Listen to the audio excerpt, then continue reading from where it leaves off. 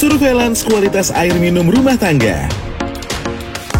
Komitmen Indonesia dalam pencapaian air minum aman dalam target SDGs Goal 6 tahun 2030 dilakukan melalui kegiatan studi kualitas air minum rumah tangga atau SKAM-RT pada tahun 2020 untuk mendapatkan baseline data kualitas air minum yang aman di tingkat rumah tangga di Indonesia.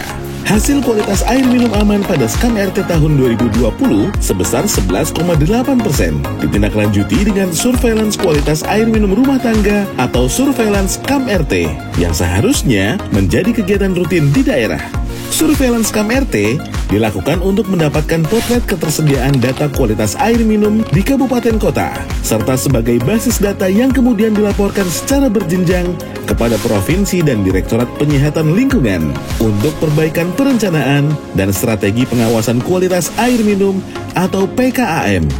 Data surveillance tersebut akan menjadi evaluasi kepada seluruh pelaksana penyelenggara atau penyedia air minum untuk meningkatkan kualitas pengelolaan dari hulu sampai dengan hilir dan menjamin mutu kualitas air minum yang aman sampai dengan tingkat rumah tangga. Data hasil surveillance SKAM-RT dapat menjadi dasar bagi organisasi perangkat daerah dan stakeholder dalam perencanaan, penyusunan kerangka regulasi, kebijakan, dan penganggaran operasionalisasi teknis dalam mencapai akses air minum aman sebesar 45% pada tahun 2030. Secara umum, berikut adalah tingkatan akses air minum. Air minum langsung dari sungai, bendungan, kolam, kanal, atau saluran irigasi. Air minum dari sumber air yang tidak terlindungi. Air minum dari sumber air yang terlindungi dengan waktu pengambilan lebih dari 30 menit. Air minum dari sumber air yang terlindungi dengan waktu pengambilan tidak lebih dari 30 menit. Air minum dari sumber air layak yang berada di dalam rumah, tersedia saat dibutuhkan, serta kualitasnya memenuhi persyaratan kualitas air minum. Pemantauan secara rutin tentang kualitas air minum aman di tingkat rumah tangga di Indonesia bertujuan untuk mengukur proporsi rumah tangga menurut tingkat risiko cemaran lingkungan terhadap sarana air minum berdasarkan penilaian Inspeksi Kesehatan Lingkungan atau IKL. Mengukur proporsi rumah tangga berdasarkan akses jenis sarana air minum atau SAM, keterjangkauan, ketersediaan, dan alasan pemilihan jenis SAM. Mengukur kualitas air minum tingkat rumah tangga menurut parameter fisik, kimia, dan mikrobiologi. Menganalisis proporsi rumah tangga menurut perilaku pengelolaan air minum rumah tangga atau PAM-RT. Menganalisis proporsi rumah tangga yang memiliki akses air minum aman. Beberapa jenis data dan cara pengambilan data adalah sebagai berikut. Data karakteristik rumah tangga, termasuk jenis sumber air minum, dapat diperoleh melalui wawancara atau kuesioner. Data penilaian konstruksi sumber air minum, kondisi lingkungan, dan sarana penampungan air minum rumah tangga dapat diperoleh melalui Inspeksi Kesehatan Lingkungan. Data kualitas air minum pada titik sarana dan pada titik konsumsi dapat diperoleh melalui pengujian sampel kualitas air minum. Terdapat 19 parameter wajib kualitas air minum dalam Peraturan Menteri Kesehatan Nomor 2 Tahun 2023 untuk mikrobiologi, fisik, dan kimia. Pada parameter mikrobiologi, jenis parameter yang diperiksa adalah E. coli dan total coliform. Pada parameter fisik, jenis parameter yang diperiksa adalah suhu, total dissolved solid, kekeruhan, warna, dan bau.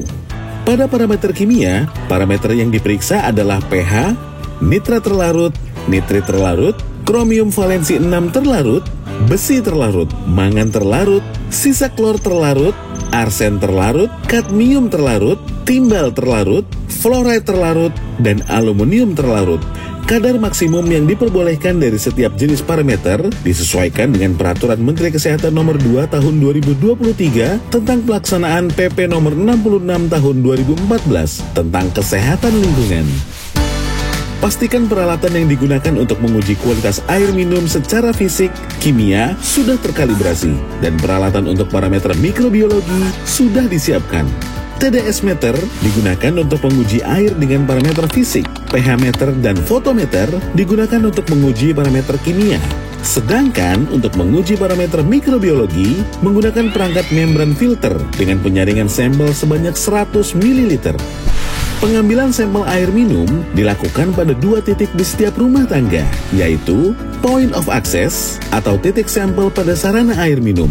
Point of use atau titik sampel pada wadah air siap minum. Titik sampel sarana air minum dapat diambil pada perpipaan sambungan rumah, hidran air, terminal air, sumur bor, sumur gali dengan pompa, sumur gali pompa tangan, sumur gali, penampungan mata air, pengumpulan dan penyimpanan air hujan. Sedangkan titik sampel pada wadah air siap minum mengambil air dari tempat penyimpanan air minum seperti teko, ceret, dan lain-lain. Selanjutnya, sanitarian akan melakukan promosi kesehatan lingkungan kepada masyarakat. Penetapan hasil uji sampel, entry data pelaporan secara lengkap dengan menggunakan aplikasi Imonef PKAM. Pengolahan dan manajemen data, analisis dan interpretasi hasil pengujian, menyusun rencana tindak lanjut, sosialisasi, dan advokasi. Mari bersama kita wujudkan komitmen Indonesia dalam pencapaian air minum aman untuk Indonesia lebih sehat.